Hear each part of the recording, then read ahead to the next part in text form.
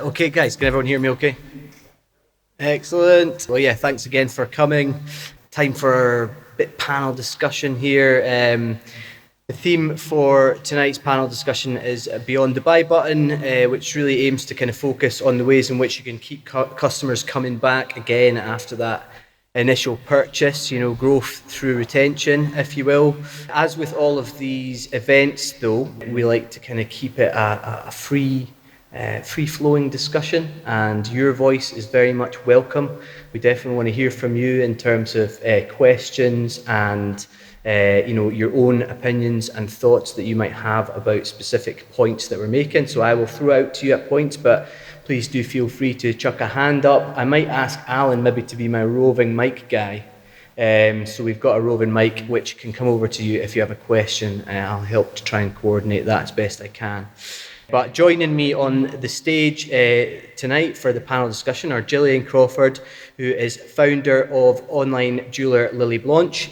She's also an award-winning Sunday Times columnist to boot. So bringing a wealth of entrepreneurial experience to the panel tonight. They are a specialist in personalised jewellery as well. So if you've got any personalisation questions, bring them to Gillian afterwards. Also Adam Kitchen, who is a co-founder of Magnet Monster. They're a Klaviyo elite retention marketing agency, helping D2C brands to grow through exactly the methods that we're talking about tonight, through retention.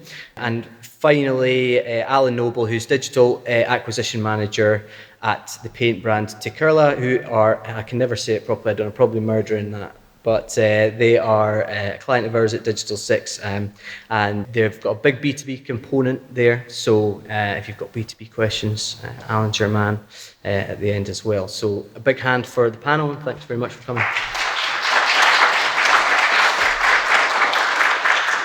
So I guess for me, when I think about sort of from a strategic standpoint, the ways in which businesses can keep customers coming back and can retain customers, falls into a few kind of broad topic areas. First would be that kind of on-site experience, how good is that service you're delivering online to deliver a really good experience to the customer so that they'll want to come back.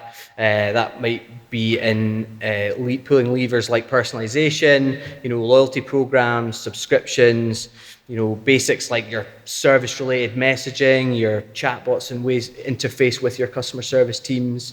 So lots you can do on the site to encourage retention.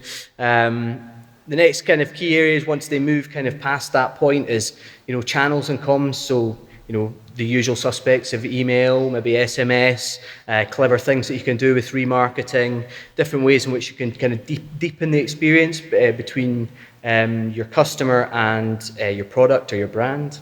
So lots that you can do there. Then there's also operational processes. There's people, they get forgotten about at sort of tech-focused things like this, but it's incredibly important to have the operational bones of the business in place to deliver that really good service that's going to make people want to come back in areas like customer service, fulfillment, packaging, the range of products that you've got to enable them to actually come back and shop again and have something else to buy. And then underpinning all that's probably data. We're all trying to think about how we can best leverage data, and there's so much that you can do with AI and machine learning and automation. So that kind of sits across it all. But I thought we'd kick off with the kind of on-site side of things, and we chatted a little bit earlier on in the week, and Gillian has had an interesting time recently dealing with unwanted organic traffic from Brazil.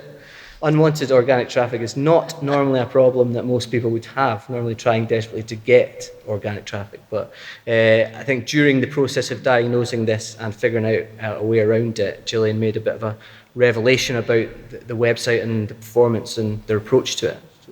Yeah, absolutely. Well, we're a small business, and we're pure play e-commerce. We're growing quite rapidly, so we're up 80% year on year this year in quite a difficult market. Jewellery is a very competitive market. We had about 80% growth last year as well, so we're heading towards our seven-figure revenue, which for us is, as a small team, is we can manage. We've got capacity. We're high high value, low volume sort of products. So our average order values maybe about 130, 140 pounds, and the kind of most expensive thing on our website is probably a locket priced at about 700 pounds. So, but we sell from about 50 pounds to 700 pounds. We've got about 650 SKUs. So that's just to give you a little sense of who we are and what we're doing. And we're a very young team, apart from me. I'm ancient. They're all really mostly under 30. And very tech focused, very e-commerce focused. And we have, we keep an eye on things. We're pretty, we're looking at our search console. We're doing looking at the clarity recordings. We're looking at Merchant Center. We're making sure everything's running smoothly. And we kind of pride ourselves on our website. And our developer, David, is there. He's our tech guy. He keeps us right and has been with us for a long time. And we suddenly discovered this massive spike from Brazil, right? And I'm saying, we've got a lot of traffic. Google Search Console is telling us we've got a big spike in traffic from Brazil. And everyone's like, oh, well, it'll be an AI bot, testing the site. And I'm thinking, it's a strange AI bot. I hope it's nothing too malign. Anyway, after a few days, I kind of ended up in Ahrefs, which we use to check a lot of stuff. And it turns out that one of the biggest perfume brands in Brazil has launched a perfume brand called Lily Blanche, using the hashtag Lily Blanche, which is our name. But they haven't put it on their website. They've just put it all over Brazilian TikTok. And I think they're going to sell it through retailers. So there's nowhere for people who want to find out about this product to go apart from our website. So we're suddenly getting this massive sort of influx of traffic. And Laurie, who does our SEO, is here. He's like, you really don't want this traffic. This is going to absolutely stop everything I've been doing for the last 18 months. So long story short, we ended up using AI to work out how to deal with this, and using a new sort of agentic AI tool that I only just discovered about 2 weeks ago. Our David and Laurie and everyone came up. We had a number of solutions, but we got AI to put it, to rank these solutions and to come up with its own solution. And it came up with a solution that actually nobody had really thought about. And then David implemented it. We ended up building a page for the Brazilians, sending them back to the perfume brand, telling them a little bit about Lily Blanche. And that seems to have contained the worst of the problem. But obviously at that point, we're sort of thinking, okay, we've got this traffic in Brazil. We really don't want to damage our SEO. We put a lot of time and effort and a little bit of money into SEO, and it's really, really important to us. So we started to really start thinking about the website, looking at the website. And I think it's something that, you kind of know your website's working well. You get lots of great feedback. We've got a Zig poll that our customer, an exit poll that customers tell us they like. But actually, when I sat down and looked at Clarity, and how many of you here are using Microsoft Clarity? Hands up, anyone who's using Microsoft Clarity? Or Hotjar? No, not Hotjar. Not Microsoft, Hotjar. not Hotjar. Do not pay for Hotjar. Microsoft Clarity is a free tool. It's unbelievable. Get it on the website. You will see exactly the user experience your customers have got. They've just added some great AI into it, so they now interpret what the customers are doing. So we were looking at this, and I was like, my God, they're only spending, 10 seconds on the site, and that page took 8 seconds to load. And Clarity, it's a free tool. It's always going to be free. They're telling me exactly what the experience my customers are having. So it was a bit of an epiphany for us, because we've been adding lots of fancy stuff to the website and lots of great new tools like Shopbox AI. We've got it's been great for us. I'll talk a little bit about that in a minute, but I wouldn't take up too much time. We just started looking and thinking about things like page speed, about back to basics. What is this customer experience? And we could see that customers were having, when they weren't on Wi-Fi, when they didn't know the website, we were losing them. We felt we were growing, we're up 80%, that's good, but we could be doing so much better. So David has spent the last 3 weeks stripping things that he's coded and built and made beautiful on our Shopify website off the website. We've got page speed on mobile up to about 75, 76%. It was around about 46, 50. We thought that was okay. It was in the yellow zone when it was on 50. We thought that was fine. It's not, I don't know, when did you last look at your page speed? In the last 2 weeks, anyone? No, right. Go back, go into the page speed finder on Google and just put your homepage in and look, because it's going to be, it's been absolutely revolutionary for us. Our conversion's up about 50% on the back of it, and and we're stripping everything out. We'll test the things, we'll put it back on, and we'll test the page speed. So, there's lots of new shiny things out there. There's a big shiny object syndrome going on just now. The AI tools are so fantastic. Never buy an AI tool on a year's basis because something's coming on 2 months later. Pay for it monthly if you have to, but just it's moving. Apart from Shopbox AI, which we have bought. But I'm talking about the new tools that are coming out all the time, and they are fantastic. They're revolutionising our business. They're going to disrupt the industry, but at the end of the day, our customers are interested in the product. That has to be right. That is the first thing. It really has to be right. Product, customer service, and price in that order. If we don't have that right, we can have all the tech, all the retention techniques, all the loyalty schemes in the world. It's not going to make the difference that having these real fundamentals right are. And I know some of the people here tonight, and I looked at their website page before I came out, and I thought, people just need to be reminded, go do that thing, because that's what's going to give you a big bang for your buck quite quickly. So that's my tuppence worth. Definitely.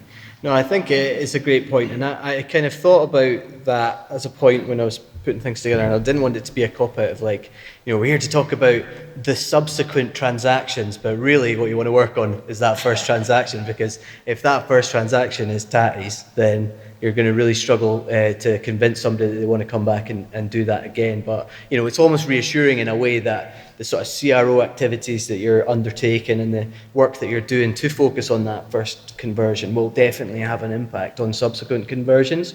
A good point well made, I think, about taking things back to basics and not overcomplicating things, it depends what you think of as a loyal customer. We have customers. We started on Magento in about 2016. We moved to BigCommerce just as COVID hit, and now we're on Shopify. Don't do that. That's not a good thing to do. Just do Shopify.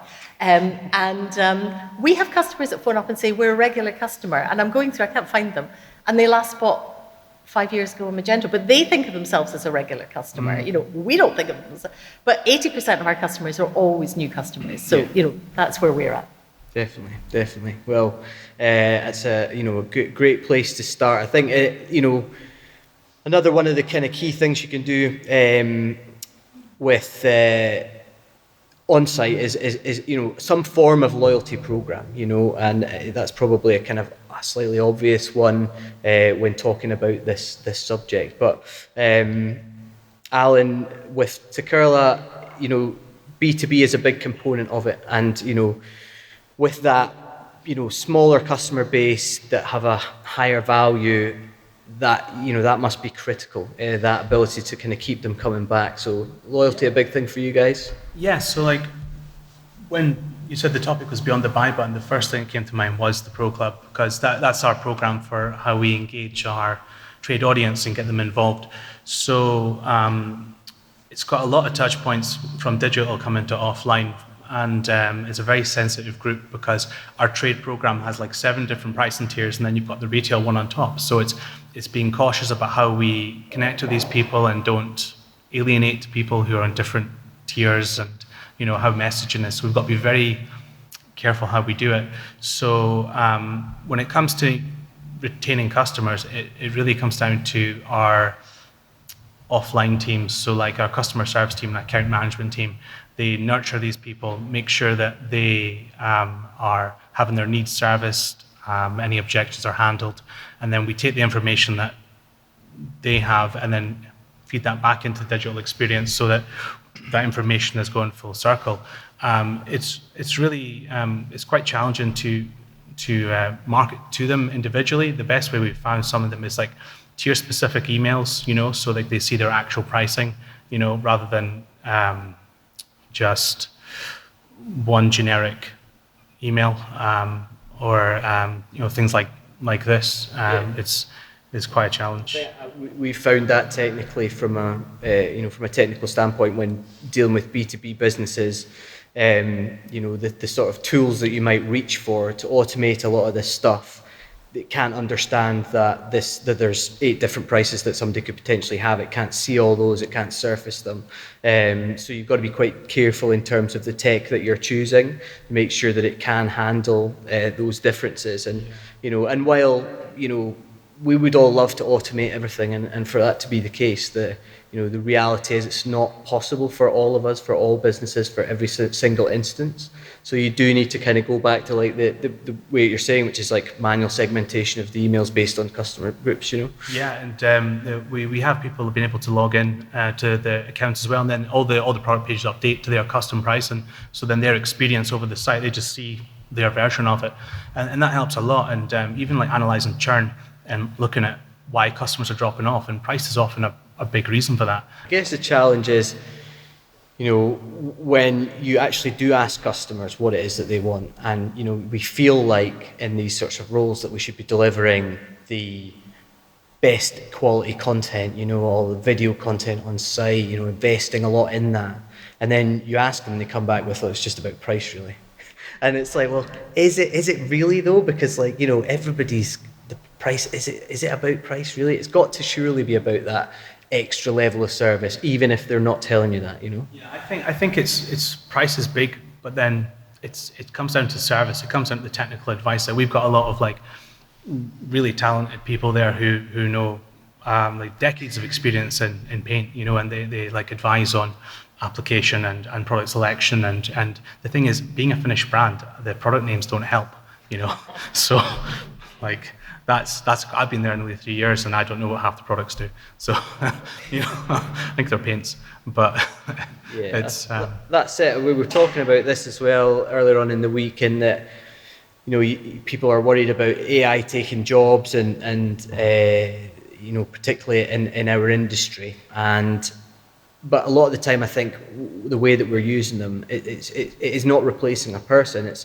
freeing them up to be able to deliver a better service overall, or to invest more in your best clients, to give them a more personalized service, and that's something you guys are seeing as well. Yeah, one way we've done that is implementing kind of like the live chat flow is automated, so it's actually taken like about 50% of the weight away from the customer service team, so it's quite significant, and that's allowed them to focus on more high value customers and better opportunities, and nurturing the Pro Club members, and their needs, to make sure that they're actually met to a better level. So a lot of work to set up, but once it's good, it's good. So and the loyalty program is just for the trades customers, yeah, or is it purely for trade? There's nothing for retail at the moment as it stands. Good move. Aye, yeah, it works really well, but it's a very robust, comprehensive system that's got a lot of moving parts. There's a good dozen plus people involved in making all this happen, so it's really impressive. Right, I'll chuck it out to you guys then. Alan's ready with his mic. Anything that you guys are finding success with from a kind of on-site perspective, be that just nailing the experience, or loyalty programs, are they good, are they working out, are they not working out for you? I know that a lot of people over the last few years have tried out subscription as a method of people coming back, but it's a bit of a hit and miss for people. Anything jumping out for anyone, or any questions for the panel on those topics? Can I say something on loyalty program? Anyone there? Last chance. No? Okay, Adam. He's got an axe to grind about loyalty, I can tell. So I'm like highly incentivized, I suppose, to push this type of software, given that we do what we do. I went to the whiskey club before to buy some whiskey for myself and my next door neighbour, who's been looking after my cat as a gift when I get home. And just as I got towards the till, I think I was about to spend 107 quid. The lady said to me, "You've done an amazing job selling it. Would you like to join our loyalty program?" I said, "Well, what's the benefit?" She said, "You'll get 10% off today."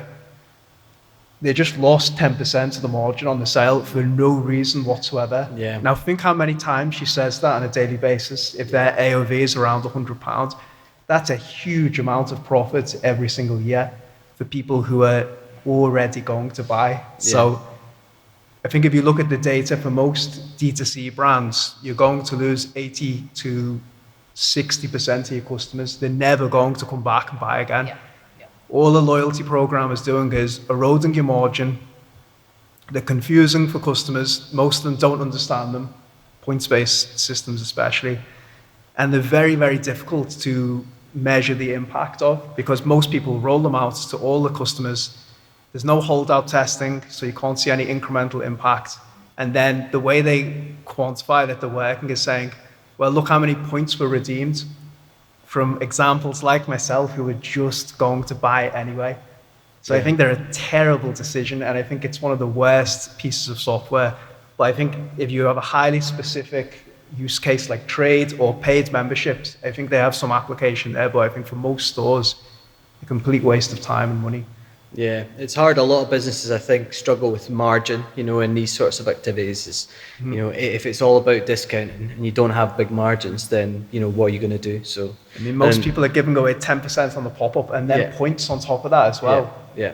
It's no point. What are the better ways that they can add value without discounting? Then anyone got any bright ideas on that front?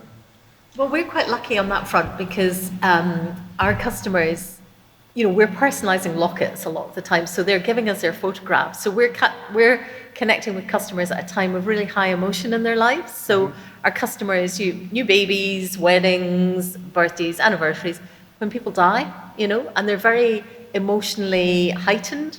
So, and then they're sending us their photographs. So we use an app called Customly on our website to for them. They can edit their photo in the app, but quite often there's a little bit of backwards and forwards. It takes, it's a great app in that it takes a lot of pressure off the personalization team because it's quite a labor-intensive process if you don't have an app that they can edit themselves.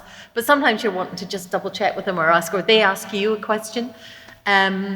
And so for us, we've got that touch point with them already. We know a bit about them. We can see what they look like. We know who their dogs are. Occasionally the team will say, oh my God, I've just seen a dog that I put in a locket a year ago, and it's the same dog. It's some very unusual dog. And then you discover it's the next door neighbor of the people who, so it's weird. You get these sort of connections with people. And for us, that's really valuable because we also have a very personalized service in the box. They get branded tissue paper. We collaborate with Aaron Sense of Scotland, lovely brand, so they make perfume. We spritz our paper with their scent. We put one of their cards in our boxes. They put one of our cards in with a discount, of course, 10%. And so scent has a lot to do with memories. Lockets have a lot to do with memories, and pictures have a lot to do with memories. So it's all kind of around that memory thing.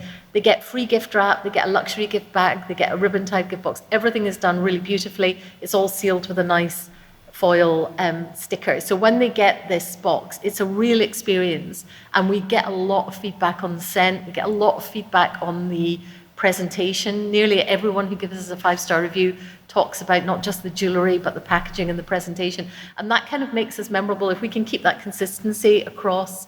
And for, occasionally, and we've just had one customer in the States berating us because her first order had more scent in the paper than the second order, and Aaron don't send their bloody perfume to America, and she was expecting to get another hit of this scent, and it wasn't strong enough, and what are we going to do about it? I'm like, I really don't know, that ship sailed, but yeah, so I think if you can have that kind of really personalized, even though it's e-commerce, even though it's all being done online, you can still build a real relationship with people if you are maybe just a little bit creative about what you're putting in the box sometimes, I mean, I guess there's going to be a cost to that sort of thing. And, what you're saying is that it's perhaps better than giving away margin just for this margin's sake is to invest that, the 10% you would have just given away in added value, to enhance the experience. I mean, I think it's a small percentage of the cost of the overall order because we've got a high overall value, so we can do that.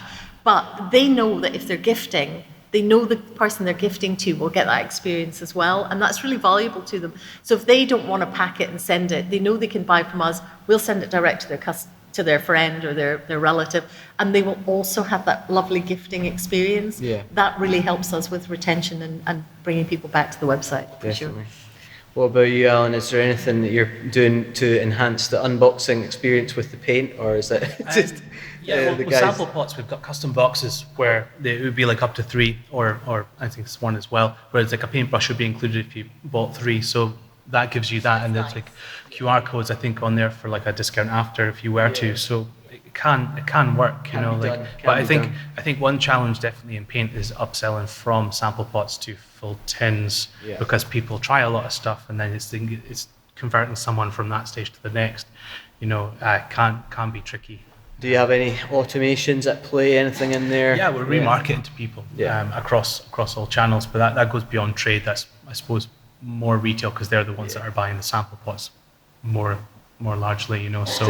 So it's definitely remarketing to that audience, which has mixed bag success, but the buying journey can be quite long. It's a tricky one. What about anyone out there selling sort of lower ticket items? And I'm interested in, when you don't have the bigger ticket item, that extra margin to play with or whatever to enhance the experience of the unboxing, etc. Is there anything you can do? Little lightweight improvements to the experience when people receive their packaging, anything like that? Anyone got any good tips? Oh, we have one. Yes.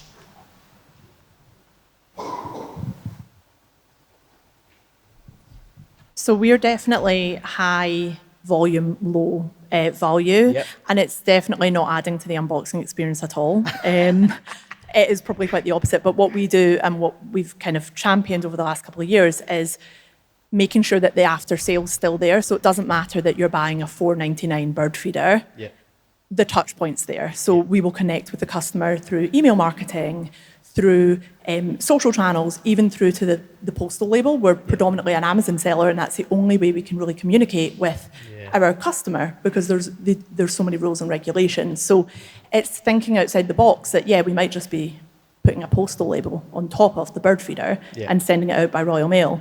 But once they get that, there's a discount code to encourage a sale on the website for loyalty. But also then, if we do capture their data, which some of the platforms allow us to do, is that email campaign of that after sale of, thank you so much, it's a small family business in central Scotland, you've made our day. Here's a link to our website and what else we do. So I think even if you do have very low margin, there's still ways that are really, really cost effective that you can still connect with that customer. Yeah, definitely. It sounds like you're doing the right thing, and that whole moving a customer from Amazon onto your D2C as well is like this ever challenging point for so many businesses. Anyone else got any other tips on that side of things, on kind of the in real life experience for online customers or anything like that? Yeah, just to follow up on that last contribution, very similar. We sell bathroom products, and some of the low ticket items can be something as small as rope hooks, £20, £30, and they're very small boxes. We just tend to find that, when you receive the order, phoning the customer up and thank them for it, and just going through the details with them, and then just asking them if there's anything else that they need. And so many of you guys will probably relate to this. I think in e-commerce, when you give people that personal touch, they're so like, oh my goodness, thank you so much for phoning, just to double check this. And then you're obviously saying if there's anything else you need in the future, let us know. We are quite often at the end of the buying cycle, which is my biggest frustration at the moment. So the words that they use every week, or I get every week, which really frustrate me, is, oh, I wish I knew about you. At the start of this process, when I had my £1,000 bathtub to buy, I'm obviously buying my £20 rope hook off of you. So that's something that I need to try and work on. People can maybe give me some assistance in the buying cycle later on, but for sure, just phoning the customer and just, as you said, just giving them that personal connection is worth its weight in gold. Yeah. So one of the things that we're also quite excited about just now is that we put Shopbox AI on the website. It was, I don't know how long ago, David, was it about a month, 6 weeks ago, something like that. And we kind of put it on for a number of reasons. One, we've got about 650 SKUs, and we have a quite confused nav just now. That's all going to change, isn't it, Laurie? That's going to happen.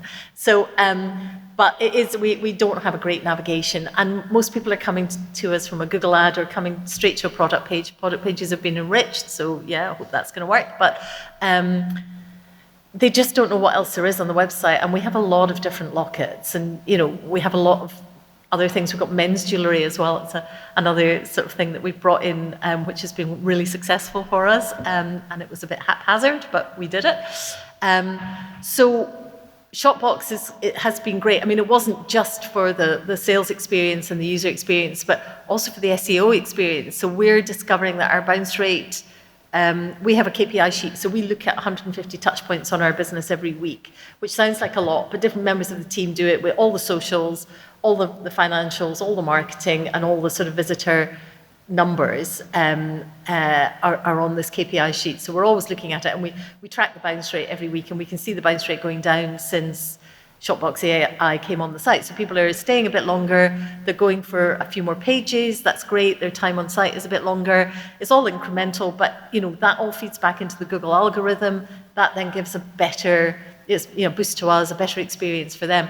But one of the things we've just really started experimenting with, which I'm quite keen on, is this personalization page. Alan will probably be able to explain more about it, but we can now build pages within the website which are personalized for the customer. So it will have a carousel with products that they are interested in, that they may have looked at one thing, it will show them the similar products, then it'll have the recommended for you products. So we can put a couple of carousels on that page. There can be a welcome message from me as the owner, as the entrepreneur. There can be, whatever. We did it for Mother's Day. We had nice, lovely Mother's Day image with a discount code and a bit of information. And it was just a much nicer styled page than we could probably do in an email, and it had more information on it. It was more personal. So really thinking about bringing those Shopbox AI pages into our Klaviyo flows for certain types of customers, and then just building out a whole series of these personalized pages that give them a bit more of a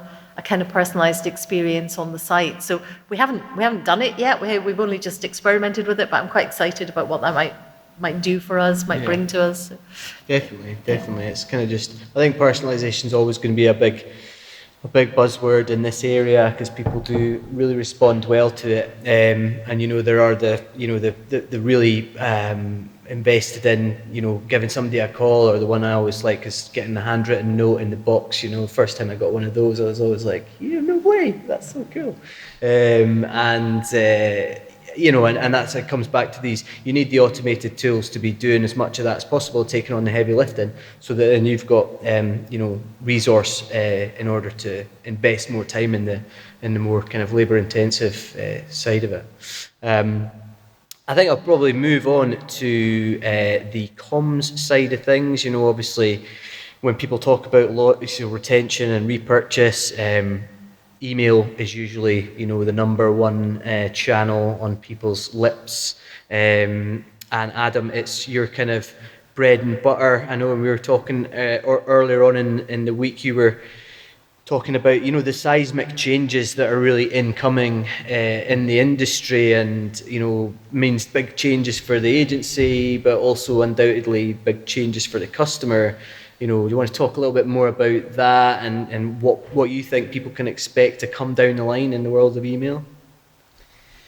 Well, I think one of the boring things about email is that it's just been around for 40, 50 years. So I don't think the channel will change too much, but I think the way the service is delivered, especially from companies like ours, will change massively. Just so to give you an example, today we have a strategist who will meet with the brand, and they'll do all the ideation, speak about the merchandising strategy, etc. That then goes down a production line to the project manager, the copywriter, the designer, the engineer who builds the email, and the QA specialist who's involved at every part. I think that 4 of those roles are redundant now, due to obvious things that are well documented at this point. So I think it won't necessarily change too much for the customer, especially when it comes to email. It will continue to be the same. And I think most of this hyper personalization is a bit of a buzzword. I don't foresee that changing much. But I think the way for an agency like ours to deliver the work will change massively. I think you'll just have much leaner teams and much more automation and AI just doing a lot of those commoditized things like copywriting. We have one copywriter now who manages all the brands. He builds custom GPTs and uses Claude, and Gemini, and now we have the same for design where we can prompt tools, and they're not 100% there yet, but they're 60 to 70% of the way there. So you can just see the massive increase in efficiency, and it's still quite nascent, right, the technology. So it's obvious where it's going. You've got platforms like Klaviyo who will want to cut us out because we're the middlemen, we erode the margin for the customer. So the question of how we provide value to our clients is something that keeps me up at night. And unfortunately, or fortunately, I think we're just going to have to adapt. We're going to have to change the business model, restructure the teams, and figure out a new way forward. And it'll be the same for everybody else. Yeah, I definitely think so. I think that there's, you kind of have this idea that at some point there will be, almost like the ability to do this completely hands-off process whereby, the AI reads the data and just starts emailing clients with hyper-personalized stuff. And I don't know, like, as a show of hands of business owners and senior e-commerce people, who's going to be happy with that? Just letting the AI go for it. I think there's going to have to be a big shift before everyone is happy to be in that place. And, it feels like quite far away from now, that we would come across businesses who still got only very basic automations in place from an email perspective. They might be doing your abandonment emails and that's about it, maybe the odd like re-engagement or something like that. But so to go from there, which is the reality for a lot of businesses, to some completely automated, amazing thing where people get hyper-personalized offers based on them as an individual, I just feel like it's quite far away. Yeah, and also if you look at customer behavior, it's very transient. So take Gillian's business for an example. Just because someone has an anniversary one week doesn't mean that the next time they shop, they're going to be in the market for an anniversary-based products. It's highly likely to change. And if you are buying supplements, for example, one day your goal might be to build muscle, next year it might be to lose fat. So it's very, very hard to get hyper segmentation right for email because customer behavior is so transient, and the way obviously these models work is the input of data into them, and it's very, very hard to predict something that's constantly changing. So we actually tell most of our clients to stay quite broad with the messaging because I think the juice is often not worth the squeeze. You can create all these permutations and try and predict customer behavior and think you're being super smart, but you're just creating more work and reducing the ROI and impact for them. So I think most of the time with email, you just want to get the traffic back to the website and let the customer figure it out themselves. Yeah. If a lot of us are quite far away from that fully automated setup, in the world of flows and automation, where people are implementing it, where do you see them, having the biggest wins, any quick wins or, particular flows that people in the audience could look at to try and improve performance at the moment? Just the obvious ones: welcome, abandoned cart, post-purchase. You honestly don't really need to bother with much else. I think if you are going to put a big emphasis on something, it needs to be in the first 30 to 60 and 90 days, because that's when you have the opportunity for most stores to drive a repeat sale. After that, it's going to fall off a cliff, especially if you look at the engagement with email. We've all bought something and then you get bombarded by about 100 emails and you just unsubscribe. So you have a key window of opportunity. And I think it goes back to what Gillian was saying. You've got to provide a great experience with a product and be price competitive. But you're not just going to buy again because you're receiving emails. If you have a bad experience with the product and the support wasn't good, then there's nothing really you can do. But I think, post 60, 90 days, you have to start to incorporate other channels, SMS, direct mail, push notifications. So I think it's very, very important to build consent and build the database around all these channels from the moment the customer buys, and not just thinking in terms of email, because 25 to 50% of people just don't engage with email anyway beyond the transactional comms. So you need to be aggressively building them in parallel and then try and get the repeat sale before that drop-off point, because it's very, very hard to do after that. What about, a lot of people are still kind of reluctant to go down the SMS route from it being intrusive and those kind of things. How do you counter that when clients are resistant to it? Obviously, the cost is an issue as well in the UK. It's much more expensive than it is to text someone as it is in the States, which is like 1 cent per text. So it is a lot more prevalent there. I think it's just using it tactfully and not overdoing it. It is an intrusive channel, so don't send someone a blog article or something educational. People use it for offers, scarcity, limited edition drops. Common sense when you have something valuable to actually offer, as opposed to email, which is something that you tend to consume in your own time. If you just look at our own behavior, you scroll through your inbox and you consume the emails, whereas when you get a text, it's instantaneous. So if you're going to message somebody like that, and make sure it's very relevant to them and you are selling something that they actually want or might be interested in. Otherwise, you can definitely overdo it on the frequency.